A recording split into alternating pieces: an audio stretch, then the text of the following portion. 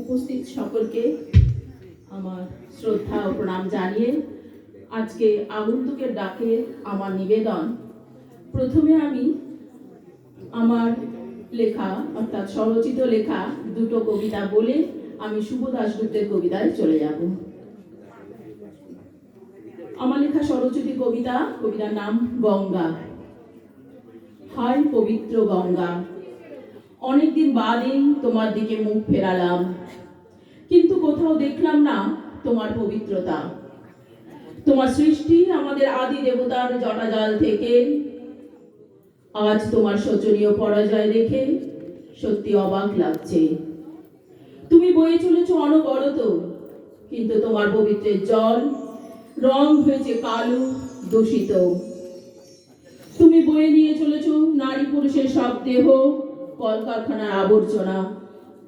হায় পবিত্র গঙ্গা, না, তুমি পবিত্রতা থেকে উপেক্ষিত হওনি। এখনো আমরা তোমাকে প্রণাম জানাই, এখনো দৌড়াই এক শিশি গঙ্গা জলের জন্য। চিন্তা করি না তুমি দূষিত কিনা।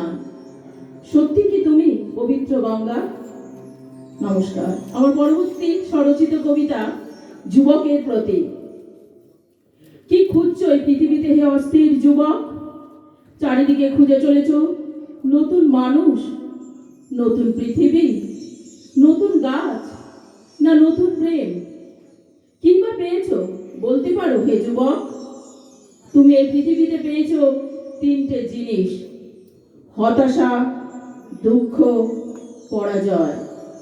তবে শুধু তাকে মেনে নিও না, এই তিনটি শব্দ ছাড়িয়ে চলে যাও আরো অনেক নতুন দিগন্তে। সেখানে তুমি শুরু করবে নতুন কোনো এক ভোর। নমস্কার।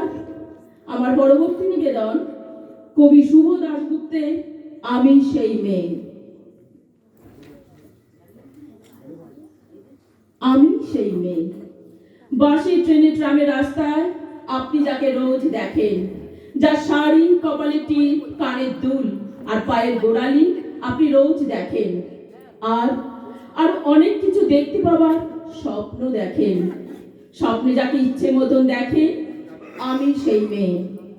বিহারের প্রত্যন্ত গ্রামে দিনের আলোয় যার ছায়া মারানো আপনার ধর্মে নিষিদ্ধ, আর রাতের গভীরে যাকে বস্তি থেকে তুলে আনতে পাইক বরকন্দাজ পাঠান আপনি, আর সুসজ্জিত বিছানা যার জন্য অপেক্ষায় অধীর হয় আপনার রাজকীয় লম্পট, আমি সেই মেয়ে।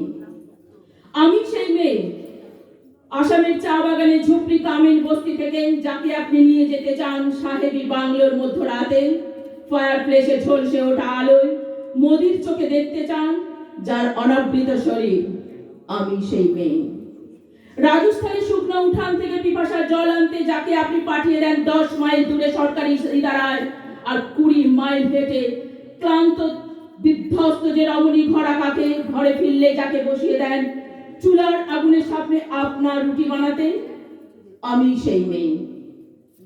আমি সেই মেয়ে যাকে নিয়ে আপনি মগ্ন হতে চান গঙ্গার ধারে, কিংবা ভিক্টোরিয়ার সবুজে, কিংবা সিনেমা হলের নীল অন্ধকারে, যার চোখে আপনি এঁকে দিতে চান ঝুটা স্বপ্নে কাজল আর ফুরিয়ে যাওয়া সিগারেটের প্যাকেটের মতো, যাকে পথের পাশে ছুঁড়ে ফেলে আপনার ফুল সাজানো গাড়ি শুভ বিবাহ সুসম্পন্ন করতে ছুটে যায় শহরের পথে। কোণে দেখা আলোর গধূলিতে একা দাঁড়িয়ে থাকা আমি সেই মেয়ে। আমি সেই মেয়ে, এমনকি দেবতারাও যাকে ক্ষমা করে না।